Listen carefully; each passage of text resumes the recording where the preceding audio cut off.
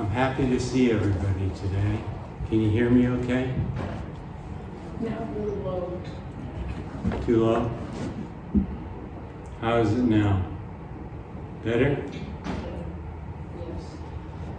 Yes. Well, I wasn't sure I'd even make it. I was with my hair and makeup guy and taking my handsome lessons.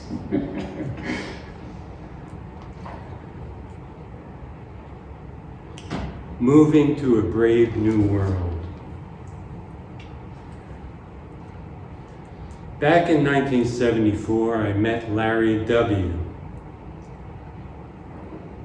the best college buddy you could ask for. We had done well enough in the colleges from which we were transferring.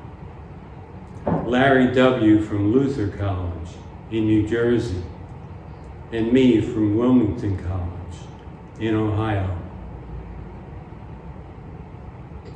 We met at a gathering of transfer students who were being welcomed at Ramapo College of New Jersey. They offered a delicious deli spread fit for kings and queens. The first thing we had in common was having the same first name. We briefly chatted about that, and then about our summer jobs.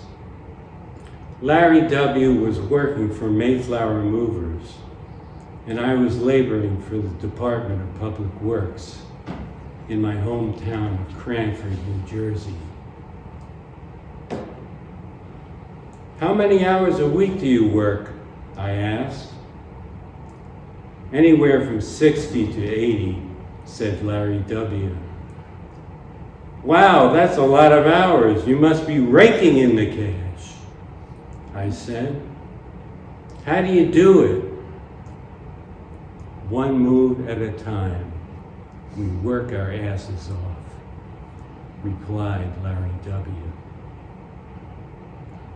We both had enough credits to enter Ramapo as sophomores. We were in a lot of the same literature classes and started hanging out at the local diner or bar, in the library puzzling over Moby Dick and Shakespeare, in the student lounge watching the girls go by. Together we navigated the great works of literature. Just for kicks, we used to change the titles of the books we were reading and talked about in our discussion groups, and our renamed titles were not always complimentary. We could be bad, really bad. And our examination of those lofty books was always made lighter with laughter, even though one professor overheard us and was not enthused. In 1977, Larry W. and I graduated from Ramapo, and we started to look around for a 2-bedroom apartment to share. In those days, you had easy access to building superintendents and landlords, and it wasn't hard to make a connection. While we were cruising around Bergen County, we finally found a place in Leonia, New Jersey. I was waiting in Larry W.'s car as he went to look at yet another place when he came flying through the front door of the building with fire in his eyes, like he had just found buried treasure. This apartment is great. The rent is perfect at $275 a month, he said, breathing rapidly. You have to see this to believe it. The apartment featured a sunroom with natural light, which Larry W. claimed as his bedroom. The apartment was on the 3rd floor of a lovely building from 1919.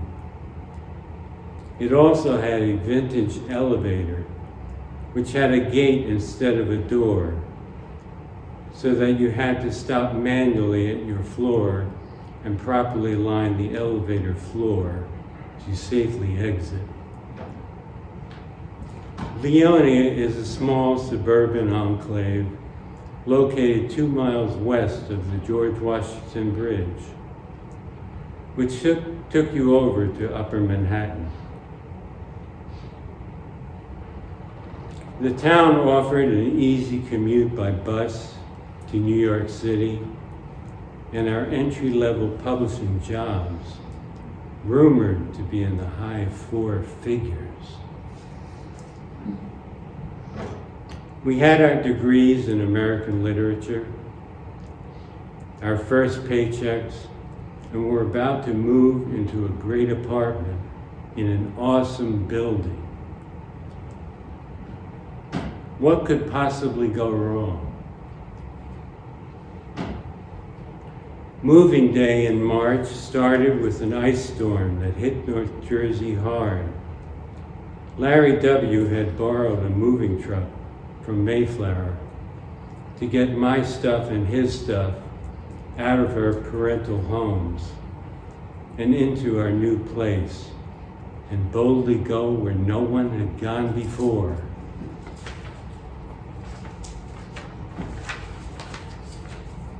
He had thought our wares, boxes, duffel bags, dirty laundry bags, an old headboard and bed frame and mattress from my parents, etc., looked somewhat scanty in the back of the truck. Is this all we have to show for going through 4 years of college and listening to all those literature professors? Larry W. asked. Well, it could be worse. You could have majored in business, I said. We'd love to make fun of business majors. Like we had all the answers. We just laughed together over the unlikeliness of our good fortune. And at the same time, we were wary of any future mishaps. Ice coming down like bullets, thunder roaring, lightning exploding, we began our forays into the building, carrying box after box, our faces stinging red, bodies soaked to the bone. As cracks began to appear in the windshield, we took a few more runs from the truck to the building, trying to dodge the icy rain, and then collapsed, exhausted. But there was one more thing to do. We had to move a 300-pound defunct refrigerator out of the apartment, into the elevator, and down the long stone steps outside the building.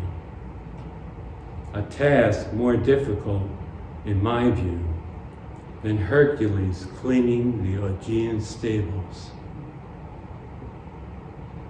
Attempting to wrestle the fridge into submission at the top of the steps, Larry W. held the dolly against the metal monstrosity. I stood a few steps down.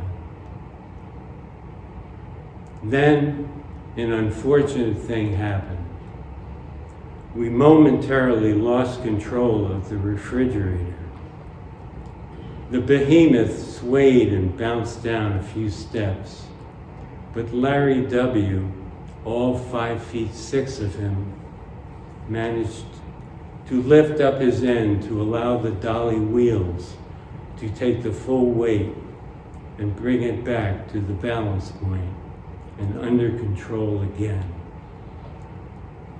All Larry W. knew was that I was on the verge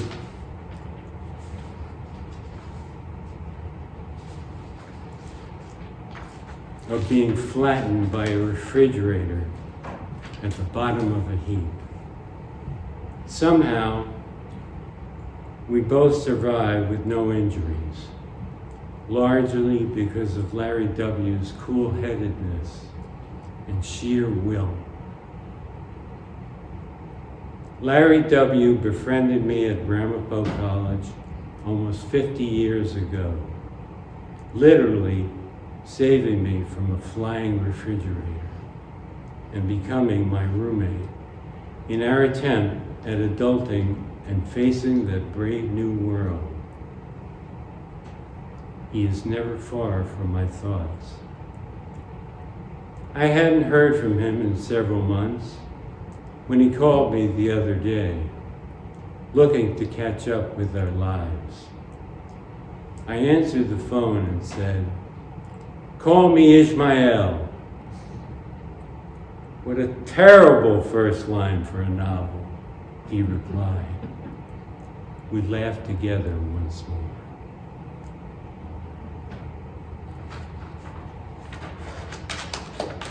I'm sorry I missed part of the service. I was downstairs doing one-handed push-ups. Thank you. Thank you. Thank you very much. I don't know if you all saw that earlier this week, then Larry had an article published in the TA. It was quite good too. I guess we all have our 300-pound refrigerators from time to time, don't we? Yeah, if you need anybody to pick up the tour.